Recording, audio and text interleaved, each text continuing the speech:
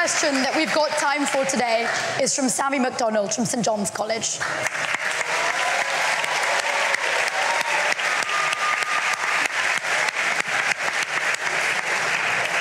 Good evening, Mr. Kirk. You've obviously devoted a lot of your life to electing, keeping in power Donald Trump, and you did so partly because you said Trump would put Americans first and take them out of foreign conflicts. Should we see how that is going at the moment? Currently, Trump has just accepted a $400 million debt from Qatar, which we're assured is perfectly above board. Billions in arms are going to Saudi Arabia, which they're using to bomb and starve Yemeni children. Not sure how that's in the interest of the United States, but it might be in the interest of the $5.5 billion deal his failed sons are receiving. At the same time, this great president of peace has greenlit mass killings not just in Yemen, but in Gaza, where he greenlit an invasion called Operation Gideon's Chariot with the express aim of wiping out the Gazan population. You promised to put America first. Haven't you and your ilk sold America out?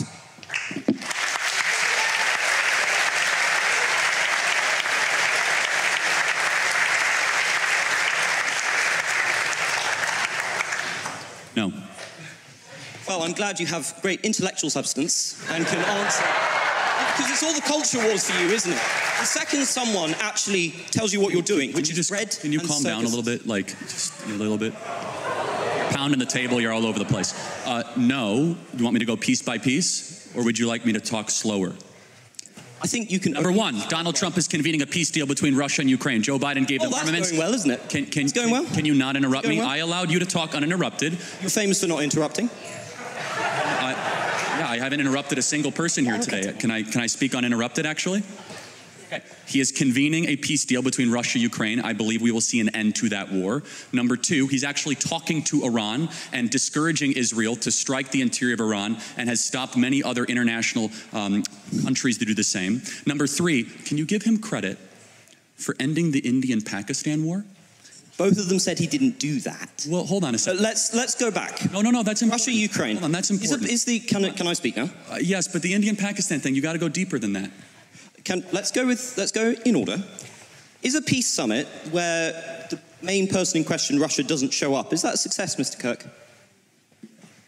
I'm not even sure. I'm not even sure. Is that a success? Well, again, these are ongoing negotiations, and it's a lot better than when your Prime Minister, Boris Johnson, went alongside our Secretary of State, Tony Blinken, to Istanbul and unnecessarily blew up a potential Russian peace deal, which has resulted in hundreds of thousands of dead Ukrainians, one of the great unnecessary wars of the modern era. Donald Trump believes in conversation and police through strength. He has been president for well over 120 to 130 days, and he has already ended a war between two nuclear conflicts of India-Pakistan. He has secured our own U.S. southern border while we were being invaded by foreign powers. And thirdly, he is brokering a potential settlement with Iran that will prevent a major escalation in the Middle East. And finally, it is very difficult, but I believe they'll get it done, that will finally see an end to the Russian-Ukrainian war. I'm just going to disregard the enormous lies you just put out there about Russia and Ukraine. Okay. But do you really think leverage negotiations work if you cut off all your leverage and scream at one party in the Oval Office? Don't you think that has just emboldened Russia? Because look at the approach. Putin thinks so much of your glorious president, he can't even be asked to show up. You have elected, or help elect, somebody who is at best an idiot and at worst is deeply corrupt. Okay, again, so Trump and Putin had a 2-hour phone call today. You'll acknowledge that's a good thing.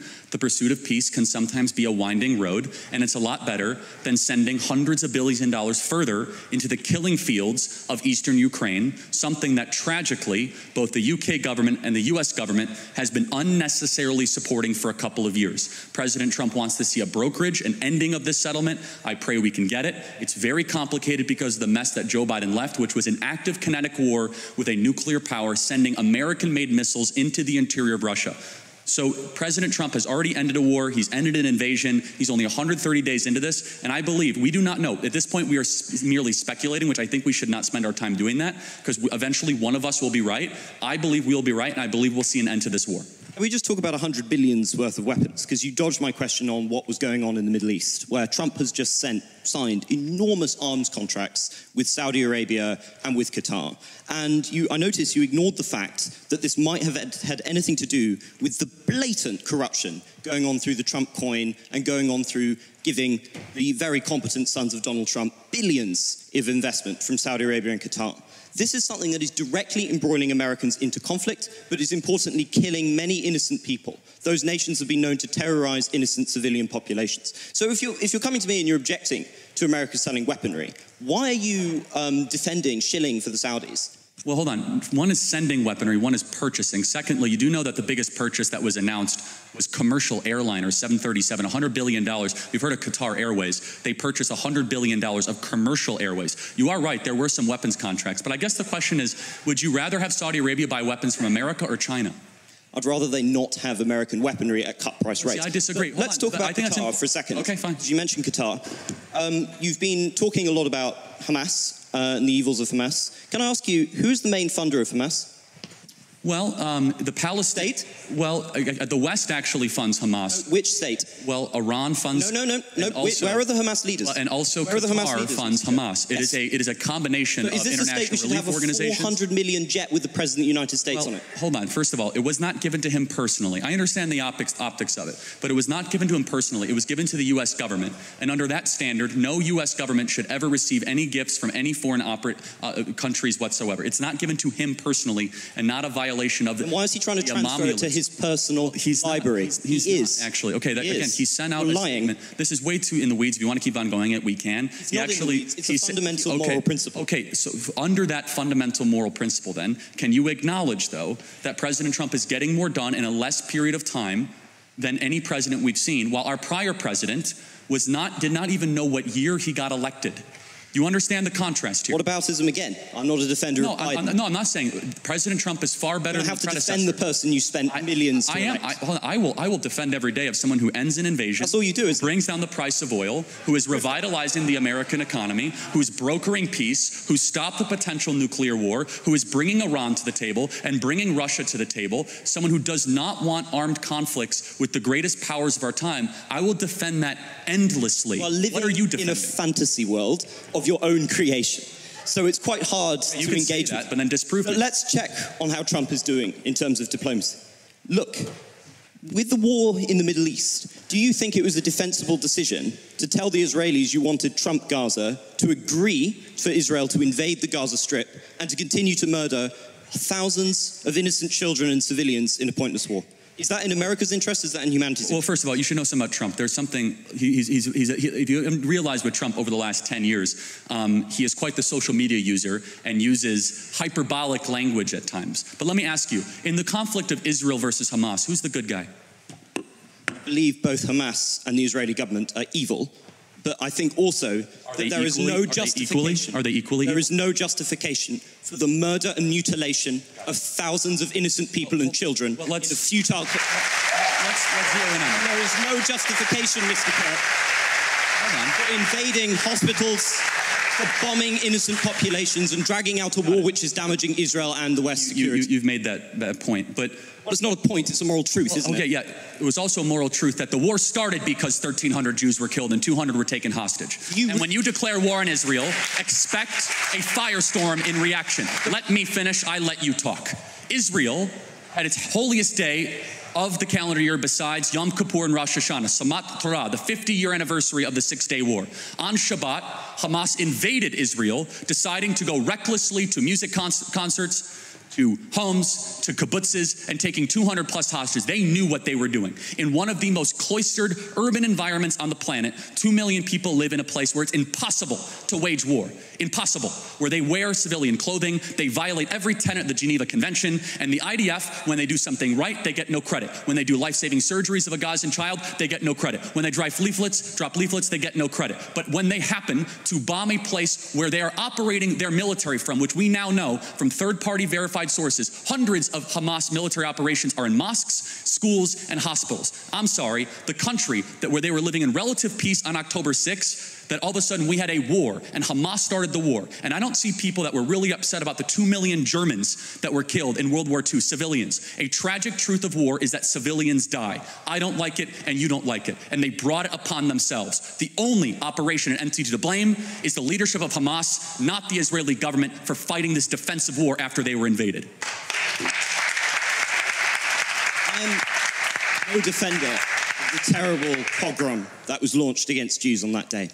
but the justification for the death of innocents cannot be an infinite cycle of bloodlust. It cannot be killing tens of thousands of innocent civilians with a war with no end in sight, people who are not complicit in those atrocities. It cannot be bombing hospitals which children use. It cannot be bombing hospitals in which cancer patients are dying and starving in there. The deaths that have been inflicted, nobody knows the true toll, but somewhere between 50 and 100,000 people lie dead under the rubble. And what is left for Gaza except for to continue to suffer under Hamas? Because it turns out Netanyahu's political strategy has not worked. It has entrenched Hamas within the territories. To be a Christian, I would have thought, Mr. Kirk, would never have involved suggesting that the price for an atrocity must be an infinite cycle of bloodlust, that innocent people and the young population must be killed to avenge some kind of providential Christ. How can you call yourself a Christian? Well, you just did. I want to make sure we get our moral clarity straight before we proceed. No one likes what's happening in Gaza. No one with a heart or a soul or a mind likes when kids die. But you must understand who started the conflict so that you could end it correctly. And until Hamas brokers an unconditional surrender, of which they are unwilling to do, they could release the hostages and drop their weapons and their lives would be spared. Instead, they are using children of Gaza as cannon fodder, financed by the Iranian mullahs and dragging the entire world into this conflict. So I don't even know what we're debating at this point other than I believe that Israel, I believe the facts, Israel was unconditionally attacked on October 7th. They're responding in kind. And I would just ask you a very simple moral question. How should Israel have responded? Not with the blanket carpet bombing of a city, not with bombing hospitals. Of course, some kind of military operation might have been necessary, but not murder on this scale. There is no justification for what is happening with the enormous death toll that is being produced. I really cannot see how you come here and you have the gall to lecture us on Christian morality and then sit here and justify the murder of thousands of civilians. And is it working, Mr. Kirk? Is Hamas dismantled? I've never said that. You just did. Well, no, this is your whole in thing. war, these are called casualties of a war. We're going to need to stop bringing this again. to close. I'm not going to justify every military maneuver of a 100,000 person army. Instead, what I will do is I'll be clear that there is a good guy and there is a bad guy. I honestly... Isn't that the morality of a child? Well, hold on. It's interesting you say that, because a child who knows that Israel is the good guy, Hamas is bad, has a lot more wisdom than a student like yourself at Cambridge University. I will be glad that I will not have been somebody who has defended the genocide of the Palestinian people. And I think you will have to reckon one day that you have reckoned with... Interesting. I want to close on this. So can you tell me what African country is currently ongoing a civil war? Believe it or not, I know about Sudan because I'm not an idiot. How about what Southeast Asian country has an ethnic cleansing going on right now? Myanmar. Good. And you have strong opinions on both sides? Unlike you, I take an effort to be informed about foreign policy and to come to conclusions. You are a culture warrior. I believe when everything is done, Mr. Kirk, people will see you and the people you've supported as corrupt, as selling the country out to the lowest bidder, and of doing irreparable damage to a country I'm sure we all deep down love. The difference, I think you will have to reckon with that. Difference Mr. Kirk. Is when...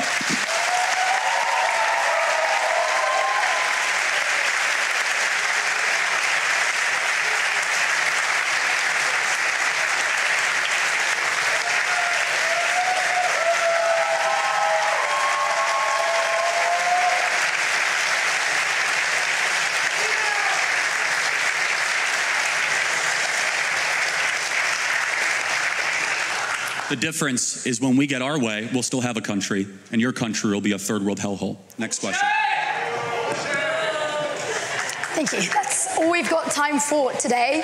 Mr. Kirk has another engagement, so we're going to walk out of the chamber. Questions with the students or no? I'm fine with it if you want. I don't care. No, I think this is all we've got time for today. You guys are easy.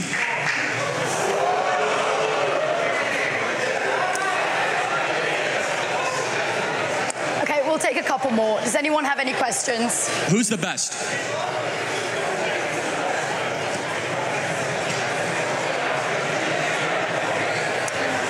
Over there.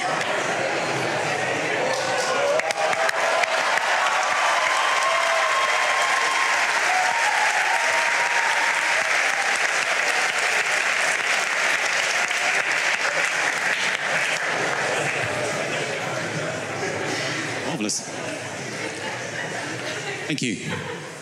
A very, very short question. Israel versus Hamas, good guy versus bad guy. Russia versus Ukraine. Who's the good guy and who's the bad guy? Both are bad, one is worse. Which way round? Russia is worse than Ukraine. Okay, so why haven't we pursued that? What do you mean? Well, it seems to me that in the whole of the current US proposition, that Ukraine is being the bad guy. In what way? We funded Ukraine upwards to $200 billion. Absolutely, but... We just signed a mineral deal with Ukraine, not Russia. Yeah, but you are expecting Ukraine to give up 20% of its territory to someone who invaded it. Well, is Crimea part of Russia or Ukraine? Ukraine. That's where we don't agree. Well, I'm afraid that's part of international treaty. That's not up for grabs. Well, it's interesting. I mean, that's hold on. I mean,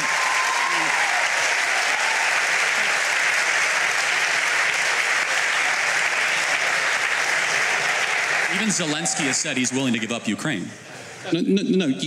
America signed the agreement that gave Ukraine Crimea. Right. When the Soviet Union ended.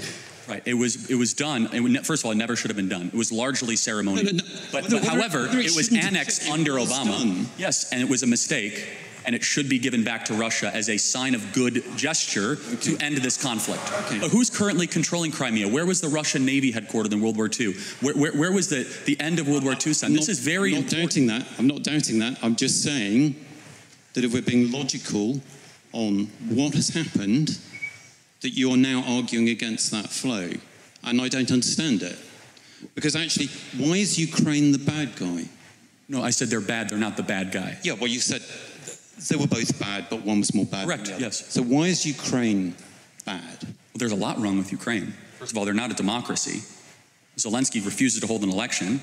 Well, no, he can't hold an election. Oh, wait, did Churchill hold an election during the war? Because under his constitution... Hold on, Lincoln held an election during the war. That's not true. He can call an election. He can call a snap election. He's full dictator of the country. No. Because he knows that the people of Ukraine would kick him out immediately because he's deeply unpopular. In fact, if he wanted to show a statement to the world, he would call an election and win by 80% and say, see, I'm super popular. So that's number one. I have a problem with that. I have a problem with a person being propped up as a government we're sending $200 billion to that refuses even to face his voters.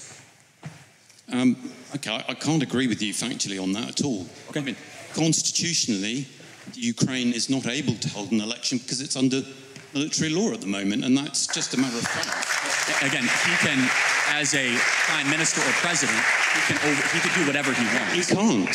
Okay, all right, we're going to just go back and sign an executive order and change their constitution. Okay. Neither can the American president either. So hopefully there's a bit of... He could even do a ceremonial election to see where he actually stands with the people. I think we call those opinion polls. Yes, and they're very negative. Firmly ahead in the opinion. Again, but you would agree that a person that holds on to power without the election of the sovereign is pretty questionable. No, not in those circumstances. Okay, then we disagree. No, okay, that's fine. That's fine.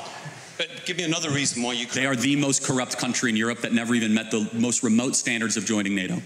Do not know where a lot of this money is going. I don't disagree that there is a problem with corruption, but the most corrupt country in Europe, are you sure about that? I'd have to think, I'd have to double or triple think about that, but they're very corrupt. Okay, so that's a little bit doubtful. It's not absolute. Well, I mean, well, there's plenty of corruption around. I mean, you know, let's face it, we are talking about comparison with some of the states you're doing business with in the Gulf. Oh, of course, but we're not giving them money, they're giving us money. That's a difference, right? Saudi Arabia is... Oh, so it's fine. Well, hold on a second. It's morally acceptable to take money from corrupt people. Well, hold on. First of all, as far as morally acceptable, you do what's best in the benefit of your country. And so, for example, we were allied with Russia during the Second World War, and I'm glad we were. And I would ask you, don't forget. How much money is too much money to send to Ukraine? We're at $200 billion right now. I don't think you have to send any more money to Ukraine. We agree. I think you have to agree to support them as a free country and perhaps sell them weapons, like you're very happy to sell weapons to less free countries. And I think Europe will pick up the slack, as we ought to. And I don't disagree with some of the comments about Europe not looking after its own security. I just don't get this approach, which was supposedly to end the war quickly, which now seems to be elongating it And in doing so, throwing up a smokescreen of very variable facts, if they are facts at all, about how things occurred, which actually isn't helping things. And if people can't see that Putin is stalling, I'm just really I agree with you. I think he might be stalling. And therefore, and I think even your president has acknowledged the fact that he thinks he might be stalling. That's correct. So we don't have a disagreement there. No, we don't. No, we just have a disagreement about the efficacy of tactics, and we don't know. And I'm willing to say we could be wrong. No. Oh well. Of course, you could be wrong in life. Yeah. I mean, no, we could all be wrong, but actually bringing that war to an end consistently actually isn't going very well. And I would just suggest to you that whatever tactics have been used are perhaps not the best, and they are certainly inconsistent with what's going on in the Middle East and how America has been treating parties in the Middle East.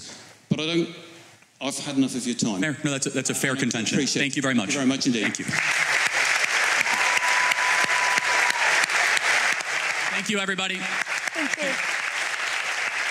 Can everyone please stay in their seats, please, while we walk out? Thank you. Surprise！